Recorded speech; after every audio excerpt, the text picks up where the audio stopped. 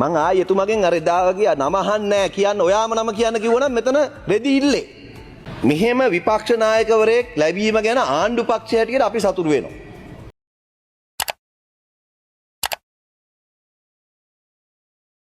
වගකීමෙන් කියන්න පුළුවන්ද ජනතා විමුක්ති පෙරමුණට සම්බන්ධ කිසිම දේශපාලනඥයෙක් මේ වනතෙක් ඔය කුඩු ජාවාරමට කුඩු භාවිතයට අහු වෙලා නැහැ කියලා කියන්න පුළුවන්ද?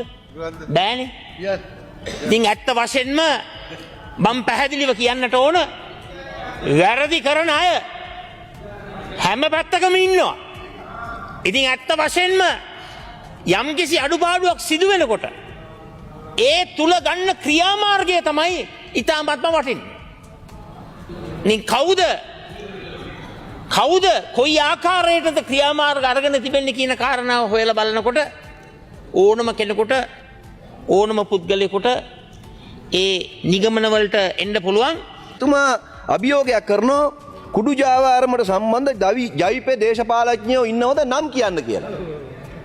මං ආයේ එතුමගෙන් අර එදා වගේ නම අහන්නේ නැහැ කියන්න ඔයාම නම කියන්න කිව්වනම් මෙතන රෙදි ඉල්ලේ. නම් කියන්න කියලා කියනකොට අපිට චෝදනාවක් කරලා එහෙමනම් නම කියන්න ඕනේ එතුමනේ. කුඩු ජාවාරමට සම්බන්ධ ජවිපේ මෙන්න අහවල් පාර්ලිමේන්තු මන්ත්‍රීවරයා.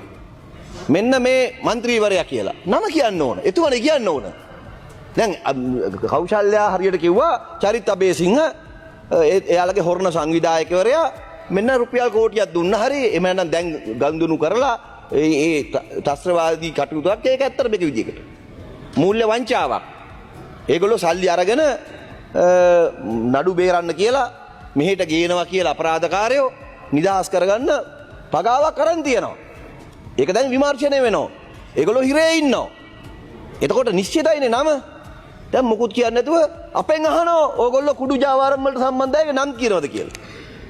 ඉතින් අපෙන් අහලා හරියන්නේ නැහැ නේ. චෝදනාව කරන කෙනා කියන්න එපා නමක්. සාධාරණ නැද්ද මං කියන්නේ? චෝදනාව කරන කෙනා නමක් කියන්නේ නැතුව චෝදනාව එල්ල කරන අපට කියන නම් කියන්නලු. දැන් එහෙනම් අපි නම් ටිකක් කියනවනේ යාව සතුටු කරන්න. එයා දන්නේ නැහැ නම් මෙහෙම විපක්ෂ නායකවරයෙක් ලැබීම ගැන ආණ්ඩු පක්ෂය හැටියට අපි සතුටු වෙනවා. මොකද හේතුව ඉතින් අපිට අභියෝගයක් නැහැනේ.